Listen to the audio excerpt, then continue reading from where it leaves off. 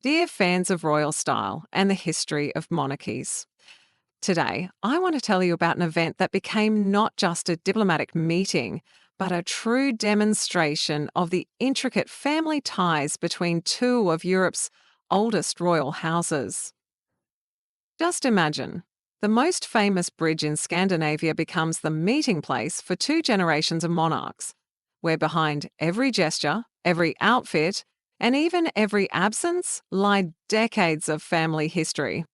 To really understand the depth of this moment, you have to know this. King Carl Gustaf of Sweden and Queen Margrethe II of Denmark are first cousins. Their parents were brother and sister, which makes this bridge meeting a true family reunion. But the story gets even more interesting when we realise that the new Danish King Frederik, who ascended the throne only 1.5 years ago after his mother's unexpected abdication, has a special bond with Swedish Crown Princess Victoria. Picture this. These two cousins were in the same situation for many years, both waiting for their turn to become monarchs. They shared their worries, supported each other, and built a bond that goes far beyond protocol. It's genuinely warm and heartfelt. When Frederick became king in January 2024, everything changed. Now he is part of the circle of reigning monarchs, while Victoria remains the heir to the Swedish throne. For Crown Princess Victoria, this bridge holds special meaning. Back in 1999, during its construction, she and then Crown Prince Frederik met here as two young heirs, full of hopes for the future. Now, with one of them having become king, that meeting has taken on a whole new dimension. Queen Mary, originally from Australia, has brought not only a fresh perspective to the Danish royal family, but also an incredible sense of style. Her appearance at the ceremony in an elegant coral suit was a perfect confirmation of that. And what about Queen Silvia? There lies a whole story about strength of character and dignity. The 80-year-old wife of King Carl Gustaf, born Silvia Sommerlath, a former Olympic hostess and interpreter, who won the Swedish king's heart back in 1972 at the Munich Olympic Games, is still recovering from leg surgery. But even during her rehabilitation, she hasn't abandoned her principles of elegance. Silvia appeared in chic dark blue trousers, a white tweed jacket, a white top, and comfortable shoes. Her look was finished off with a delicate tiara, a reminder that even in recovery, a queen remains a queen.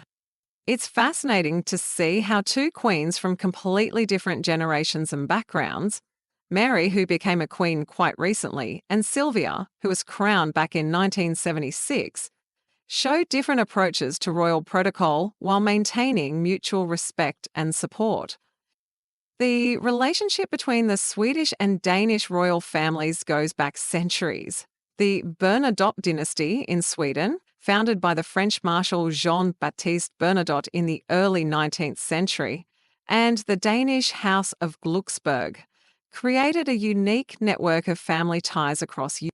The grandfather of today's King Carl Gustaf, King Gustaf VI Adolf, was married to Margaret of Connaught, and his son, Prince Gustav Adolf, Carl Gustaf's father, and Danish Princess Ingrid, who would become queen and mother to Margrethe II, were brother and sister.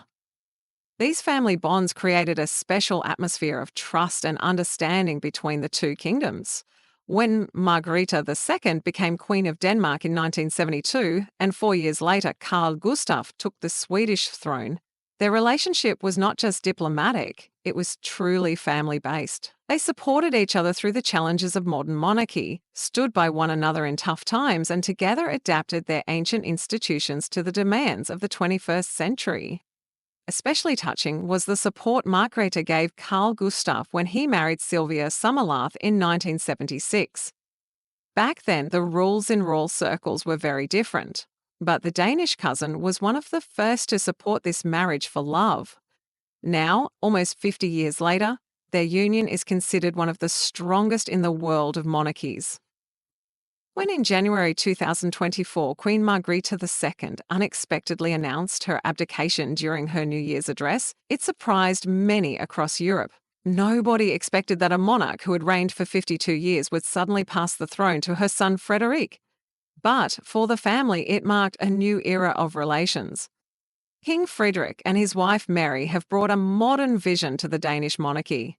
They have 4 children: Crown Prince Christian, Princess Isabella, and the twins Prince Vincent and Princess Josephine. This big family symbolizes the future of the Danish monarchy and the continuation of dynastic traditions. It's fascinating to see how Princess Isabella is already taking part in family traditions. For example, when she wore the same coral suit as her mother at her cousin's confirmation in Paris. This shows how in royal families not only titles but also values are passed down, including respect for quality clothing and family heirlooms. On the Swedish side, the royal family is also going through a time of change. Crown Princess Victoria and her husband Prince Daniel are raising 2 children, Princess Estelle and Prince Oscar. Prince Carl Philip and Princess Sophia also have 3 sons, and Princess Madeleine has recently returned from the United States with her whole family. This modern extended family shows how ancient monarchies adapt to the realities of the 21st century. The meeting place. The Öresund Bridge itself holds special meaning for both families. When the bridge was being built in the late 1990s, it was not just an engineering project, but a symbol of Scandinavian unity. Almost 8 kilometres of structure connecting Copenhagen and Malmö became the embodiment of a dream for a united European space. It's no coincidence that it was here, on this symbol of unity, that the representatives of the 2 neighbouring monarchies met. The ceremony for the bridge's 25th anniversary included a ceremonial ride by both royal couples across the bridge, first towards Malmö, then back to Copenhagen. Every moment of this journey was filled with symbolism.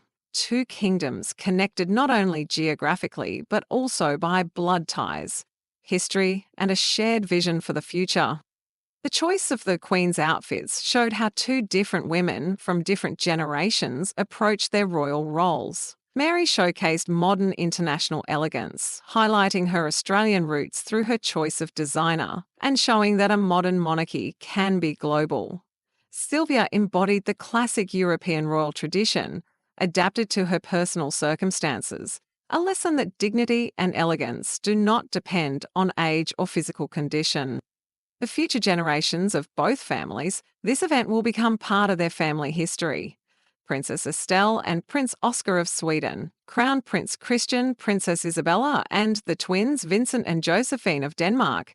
They are all growing up surrounded by strong family ties between the 2 kingdoms.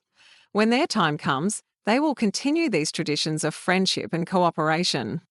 It's especially important to note the role of women in these family ties. From Queen Mother Ingrid, who linked the 2 dynasties, to the modern Queens Silvia and Mary, women have played a key role in maintaining these bonds. Crown Princess Victoria, despite her absence from the ceremony, remains an important link between generations and countries.